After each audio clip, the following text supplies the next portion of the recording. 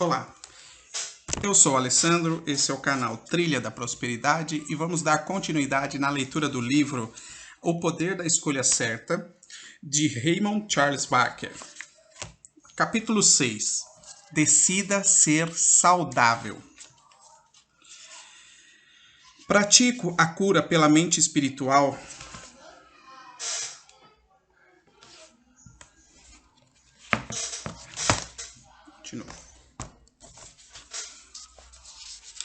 Pratico a cura pela mente espiritual há mais de 50 anos. Devido aos numerosos anos de prática, sou considerado uma das principais autoridades nessa área. Conheço-a profundamente. O público em geral sempre foi cético em relação à cura mental, porque nunca deu ao trabalho de estudar a ciência que lhe dá as bases. As pessoas acham mais fácil ridicularizá-la do que investigá-la. Acreditam que é mais útil lançar mão de remédios ou se submeter a cirurgias do que modificar os padrões subconscientes básicos de convicção. E para elas, isso é verdade. A cura pela mente espiritual nunca competirá realmente com a prática da medicina convencional, porque seu atrativo se limita às pessoas que encaram a vida como experiência espiritual. No mundo bem-sucedido de hoje, estas últimas são muito escassas. De modo em geral, quase todas as pessoas transferiram a fé em Deus para a fé no talão de cheque. No talão de cheque, elas têm certeza, já em Deus não tem tanta. Podem ou não acreditar nele. O talão de cheque lhes garante excelente assistência médica, de modo que, em geral, o talão sai ganhando. Apesar disso, milhares de pessoas acreditam e praticam a cura mental com excelentes resultados. São, em geral, quietas e educadas, e não proclamam aos quatro ventos sua convicção e cura. Tampouco as anunciam na esquina. Têm certeza do que sabem e ser verdadeiro o seu conhecimento, e confiam nos seus próprios métodos. Outras combinam a sua fé com a assistência médica, quando a gravidade da doença faz com que essa atitude seja considerada eficaz. Não existe nenhum conflito entre o sistema de cura pela mente espiritual e a medicina convencional, na opinião da maioria dos metafísicos modernos. 100 anos atrás, as coisas eram bem diferentes. A medicina não estava tão avançada quanto nos dias de hoje. Os metafísicos a rejeitavam e condenavam. Tinham confiança total na cura mental, e qualquer pessoa que não concordasse com eles era considerada um inimigo. Eles eram agressivos, dinâmicos e inflexíveis. Tudo isso mudou devido ao tremendo progresso na área da medicina. Seus métodos não podem mais ser condenados. A medicina moderna conquistou o direito de ser respeitada. Os programas de pesquisas revelam, ano após ano, métodos novos e aprimorados de lidar com doenças físicas e emocionais. Estou especialmente interessado no surgimento da medicina psicossomática. Gostaria que as pesquisas mais amplas pudessem ser realizadas com maior rapidez. Com todos os avanços na medicina organizada, as autoridades tomam cuidado e não fazem afirmações, mas indicam áreas de doenças que parecem ter origem na psicossomática e respondem ao tratamento psicossomático. Acredito firmemente que pesquisas adicionais nessa área vão revelar que um grande número de doenças tem causa mental e emocional. O Dr. Franz Wagner Alexander, de Chicago, e o Dr. Flanders, de Nova York, especialistas pioneiros em doenças psicossomáticas, revelam descobertas bastante valiosas sobre a causa subconsciente das doenças em algumas áreas. Estou certo que há outras pesquisas em andamento, e interessantes revelações surgirão nessa área. Subtítulo: A saúde é uma condição normal. Quando estamos bem, devemos louvar nossa saúde. Em geral, a saúde é aceita como coisa natural. As pessoas não pensam realmente sobre ela. O primeiro sintoma de doença faz a vítima entrar em pânico, com uma falsa expectativa. É fácil perceber que a saúde é normal e a doença é que é anormal, porque dedicamos enorme atenção a doenças e pouquíssimas à saúde. Por conhecer o poder da mente como conhecemos, essa atitude está errada. Todas as coisas respondem ao autoconhecimento, inclusive a saúde. Quando você executa um bom trabalho em qualquer área, gosta de ser elogiado e receber o seu reconhecimento. Tenho quase certeza que a saúde é um bem-estar que também gostaria de ser reconhecida. Sugiro que você repita o seguinte texto em voz alta. Existe um único manancial, uma única causa, uma única vida e uma única mente, que é Deus. A minha saúde e o meu bem-estar são essa vida única, funcionando livremente em mim. Louvo essa saúde, regozijo-me nessa saúde. Eu sou essa saúde, que é espiritual, perfeita e livre. Nenhuma culpa ou medo que possa existir no meu subconsciente é capaz de interromper ou afetar essa saúde. Declaro a permanência dela, ao mesmo tempo que eu sei que o espírito dentro de mim é permanente. Repetindo. Existe um único manancial, uma única causa, uma única vida e uma única mente, que é Deus.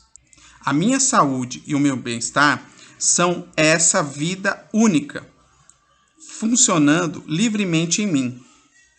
Louvo essa saúde, regozijo-me nessa saúde.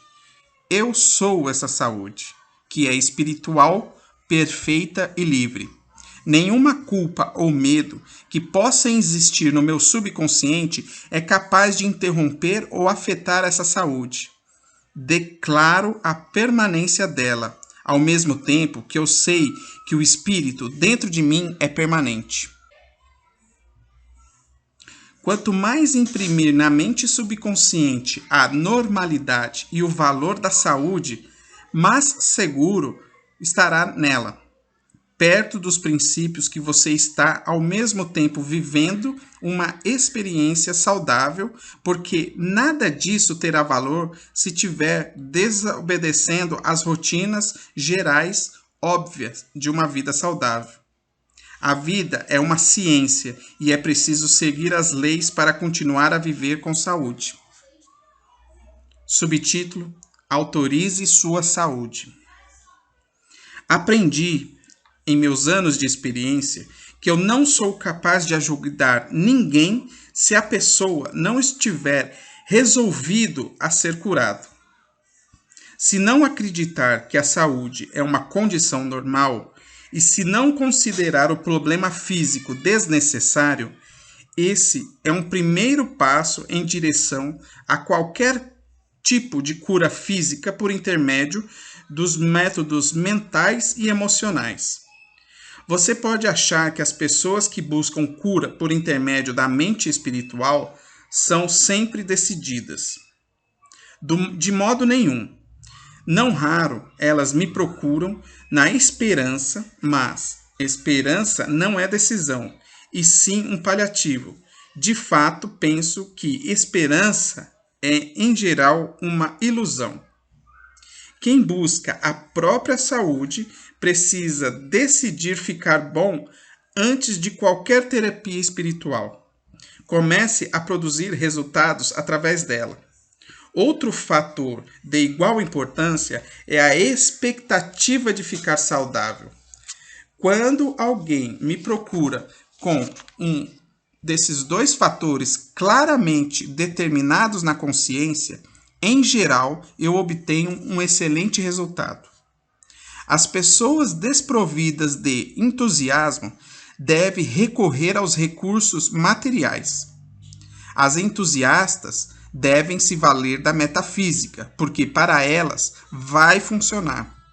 No passado, recorrendo aos aconselhamentos, tentei inculcar nas pessoas que entravam no meu consultório com um interesse morno a decisão de ficarem curadas.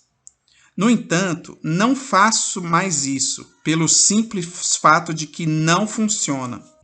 A pessoa toma a decisão motivada apenas pelos meus argumentos, de modo que a decisão continua não sendo dela. Trata-se de uma decisão minha, aceita somente um tanto casualmente, porque ela me considera uma figura de autoridade. Não funciona. Muita gente não pode ser ajudada ou curada por métodos mentais porque se recusa a assumir a responsabilidade de tomar a própria decisão em relação à saúde. A mente subconsciente, que é o sistema operante do corpo, não pode começar a criar um corpo saudável enquanto a mente consciente não agir de modo assertivo sobre a decisão quanto à saúde. A mente subconsciente está ocupada há semanas, meses ou até mesmo anos, formando gradualmente um corpo doente.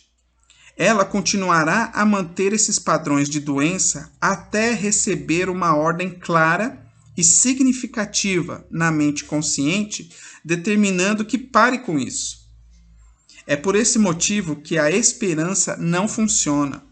Ela não tem autoridade, carece do intenso impacto emocional que o subconsciente necessita para reverter os seus funcionamentos. Reverter padrões automáticos de pensamento no subconsciente não é um empreendimento fácil, porque eles são padrões que encerram profundos impulsos emocionais. A mecânica e a energia foram configuradas para avançar em determinada direção a fim de produzir ou manter um resultado, a saber, a doença. Redirecionar padrões com a energia voltada a uma direção exatamente oposta para produzir saúde requer uma boa dose de determinação. Requer raciocínio claro da parte da mente consciente. Você não pode raciocinar com clareza enquanto não tiver tomado uma decisão. Quando isso acontecer, a decisão dissipa a névoa mental e um raciocínio preciso se instala em seu lugar. Não estou fazendo com que o processo de cura mental pareça um trabalho árduo. Apenas expresso a seriedade da decisão. A cura metafísica moderna surgiu por volta de 1860.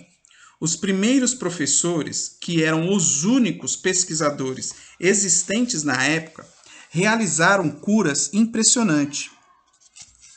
Phineas, Mark Barker, Emma Curtis, Charles Fillmore e Nona Brooks são apenas algumas das inumerosas pessoas que podiam olhar diretamente para qualquer doença e saber que ela não existia. O Sr. Fillmore e a Sra. Brooks eram queridos amigos meus. Com frequência, pedia-lhes que me contassem sobre os seus primeiros dias desses ensinamentos. Lembro-me vividamente que era uma noite em Denver, Colorado. A Sra. Brooks, mais tarde conhecida como Doutora Nona Brooks, me convidara para ir à sua casa. Ela e as suas duas irmãs tinham fundado o Divine Science College e o Divine Science Crutch. No início, observavam curas tão extraordinárias que ficaram conhecidas nos arredores como agentes da cura de Denver. Quando solicitei que me falassem dos primeiros dias do seu ministério na igreja, Ela me contou a seguinte história sobre uma cura que acreditava ter ocorrido em 1897. Todos os verões, ela e as irmãs saíam de férias para ir à casa de veraneio nas montanhas próximas a Denver. Certo dia, um agricultor vizinho entrou correndo na casa e disse: Senhorita Brooks, precisa vir imediatamente à minha casa. A minha mulher caiu e quebrou a perna. Ela não hesitou sequer um instante. Selou o cavalo e galopou até a propriedade vizinha, onde encontrou a mulher em forte agonia. A senhora Brooks se sentou à cabeceira da cama, fechou os olhos e aplicou na mulher um tratamento pela mente espiritual. Enquanto o aplicava, ouviu os ossos voltando ao lugar. Quando terminou o tratamento, a mulher declarou que não estava mais sentindo nenhuma dor. A senhora Brooks recomendou à mulher que descansasse um pouco e avisou que voltaria no dia seguinte. Quando, no outro dia, a senhora Brooks chegou à fazenda vizinha, a mulher estava em pé, envolvida nos seus afazeres domésticos. A senhora Brooks me disse: não me surpreendi nem um pouco com a situação. Era o que eu esperava. Era o que ela esperava. Essa estava tão certa que poderia fazer o que fez, que jamais lhe passou pela cabeça que não pudesse. Assim sendo, foi feito, e perguntei-lhe se essa ou alguns dos praticantes treinados seriam capazes de realizar qualquer tipo de coisa hoje em dia. A resposta foi que uma cura tão impressionante quanto aquela seria uma raridade no mundo atual. O médico mais próximo da mulher se acidentou e estava a 50 quilômetros de distância. Portanto, a senhora Brooks sabia o que ela teria obrigatoriamente de ser o agente de cura da mulher. Tendo tomado essa decisão, seu raciocínio foi claro e preciso. A expectativa de que a inteligência divina na paciente respondesse à altura causou a cura. As pessoas são condicionadas hoje em dia. Temos perto de nós médicos excelentes, ambulâncias e hospitais onde os melhores equipamentos estão disponíveis. Todos sabem disso. As convicções mentais existentes em quem procurava ajuda médica atual são bem diferentes das de 1897. Decidir ser saudável por intermédio da metafísica exige muita perseverança. Milhares de pessoas tomam essa decisão. A gente treinada como eu e é capaz de desobstruir consciências e livrar o corpo da doença. O corpo sempre responde às suas convicções a respeito dele. Isso é verdade, porque a mente subconsciente só pode criar com base em suas convicções e não na de outras pessoas. Todos ao redor de alguém doente desejam que ele se recupere, mas as convicções alheias não podem curar quem está doente. Desejamos, bem intencionados, de que outros não causem nenhum efeito sobre a mente subconsciente do doente. Apenas a mente dele, consciente ou subconscientemente, deve tomar a decisão de ser saudável. Como o subconsciente de alguém que está doente vem trabalhando há algum tempo com padrões emocionais que causam a doença. Ele continuará a fazer o mesmo, até que a nova série de intensos padrões de pensamentos seja induzida nele para redirecionar o processo emocional inconsciente. Com frequência, existem no paciente uma tímida decisão consciente de restabelecimento, que coexiste com determinada decisão subconsciente de permanecer doente. O subconsciente sempre vence. Isso vale para qualquer área da vida. mas é exato em particular quando se trata de saúde.